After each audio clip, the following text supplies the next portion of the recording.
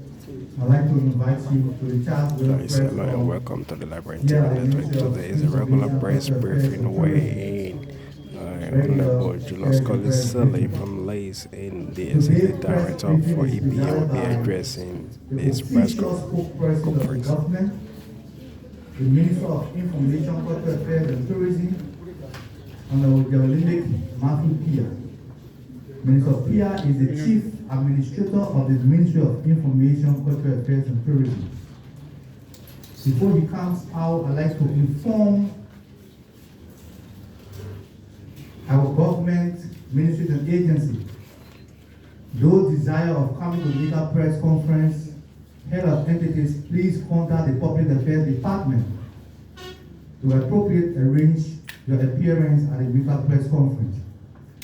Under the leadership of His Excellency Ambassador President Jyzeo and the stewardship of Honorable Matthew Pia here at the Ministry of Information, we have the government, one communication, one goal, and one message with one platform.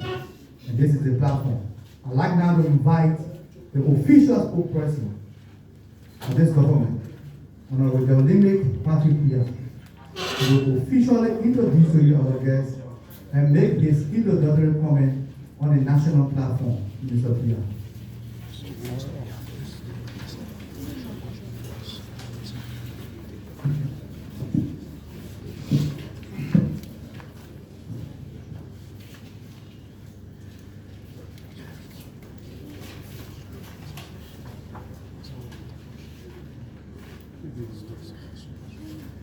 Good afternoon to all of you, and welcome again to our press briefing. Something that we've been doing very regularly and that we are committed to keep doing. We owe it to the people to have them informed. They have a right to information, and it is our responsibility to keep doing so. We've been making sure to bring the different actors in government here so that you hear from them directly rather than continuously being the ones relaying to you what the issues are in their different entities. And so, in that background, we are glad to have the Liberia Agency for Community Empowerment list Executive Director this year. And the EPA, I have been very impressed with the way the EPA reaches out. I'm sure it's not the fourth or fifth time this year. And the EPA under his leadership has been a different entity, very proactive, working, and you can see the fruit of their work. And so it's a good thing that he keeps engaging the media, because that's the only way the media will know what you're supposed to do. But before you hear from them, we got a few things to say. On Tuesday, we were here, and we questioned the fact that the former official of government who was being called for questioning by the LSCC ran to the Supreme Court and said, I need a prohibition. I should not be questioned. I should not be investigated. And of course, we said at our press conference that in our opinion, that was a kind of admission of guilt. Because what anyone whose reputation is on the line will appreciate is to have an investigation that will establish their innocence or their guilt. But when you run and say, no, Supreme Court, please stop these people from questioning me, it sends a wrong message. We, as a government, saw that as an attempt by corruption to fight back. But in just a couple of hours, we saw a reversal, which means the actor was in agreement with our concern. Because there's no way you come and claim that you should have immunity because, quote unquote, your actions were presidentially instructed. So as a government, we are glad to now see that the former minister is withdrawing his petition for prohibition and is committing to cooperate with the SCC in whatever the investigation there is that is ongoing. But it will also interest you to note that even as the former minister was seeking to withdraw his petition, the other group that has already been charged, that include former Minister Tue and others, have also gone to the Supreme Court and said, what a prohibition. Because yeah, it's true, we spent 6.5 million on very questionable circumstances. And they say, but it was for special security operations towards the election time. There are security entities, NSA, the police, etc., etc. These entities do have budgetary allotments. And your expenditure with regard to security will be consistent with what is budgeted for them. When you strangely take away 6.5 million, in a very questionable way, the only way to establish what has gone wrong is an investigation. The LSCC has investigated and determined that wrongs were done. The individuals were charged. They are now out on bail. And strangely, they now come back and say, Supreme Court, please stop the furtherance of this matter. Because the money we spend in such an uncontrolled way was spent for special security operation to keep the country safe. We cannot use that benchmark in the running of the state. Because then the next government that comes in can even spend 300 million and say, for special security operation because the country has to be safe. And if there's any law that protects these people, and say, yes, that's true, you can't do anything to them because they spend the money, even though questionable for security operation,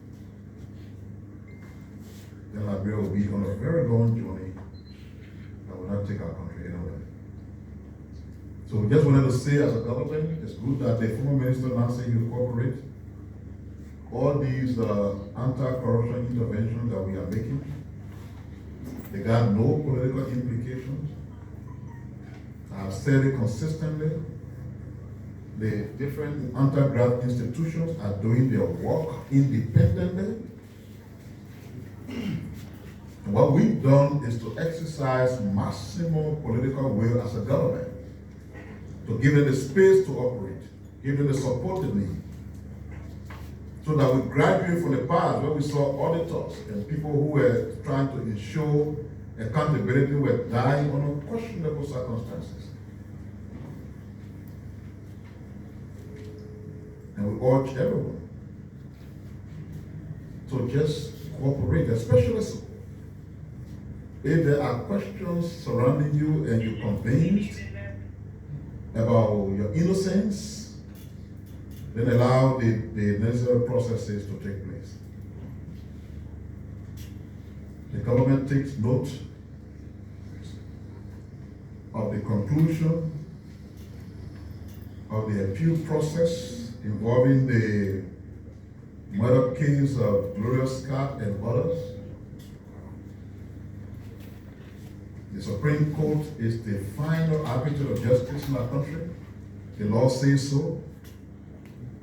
So when people believe that they are being unfairly treated at a lower level, the law provides that they can take appeal.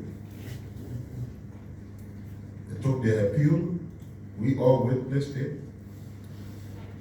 The Supreme Court says they are innocent. They are free people. As a government, we believe that the rule of law works. And if we allow the court system to operate very independently and act on the basis of the law, we can only but welcome their judgment, their decision, their ruling. And in this case, we do. But there are other questions that will come in. We do not need to forget that the primary responsibility of a government is to protect lives and property. A Liberian citizen, a young woman, got brutally killed. Some people were accused. The court now says you falsely accused them.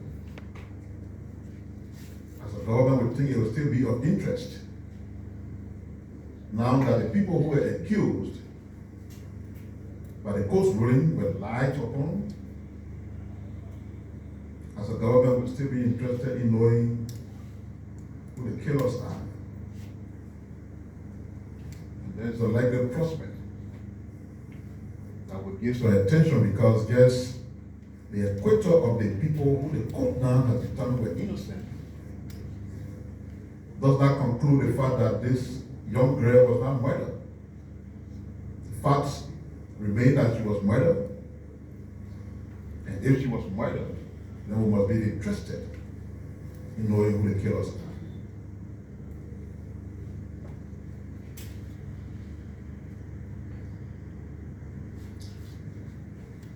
There has been an issue concerning the Central Bank, and it tells you where exactly Liberia is. There are people who thrive on misinformation and always try to read meaning into things that they are not even knowledgeable about. We know that this Ghanaian MP raised an alarm about some 20 million being present in their system. And once he did that, some political actors here on the ground, including some former defeated lawmakers, ran around to suggest that some acts of criminality were taking place. Of course, you've seen the release from the Ghanaian side, and you've seen the other one from the Liberian side. In my mind, the two releases are a little bit technical, in a way, all the appropriate jargon. And I just wanted to say what that means in simple terms. So as a country, we have a reserve with the Federal Reserve of New York. The currency we use here, the US dollars, is not our currency. And we all know that sometimes we all handle the US dollar very recklessly. So they get dilapidated, they get tuned, or they get all kinds of conditions. So the understanding between the country that uses that money and the Federal Reserve of New York is when you have an accumulation of dilapidated banknotes, you send it back to the Federal Reserve of New York. If there's 30 million, the straw banknote that you sent, they take that and send you the same amount of fresh, brand new notes.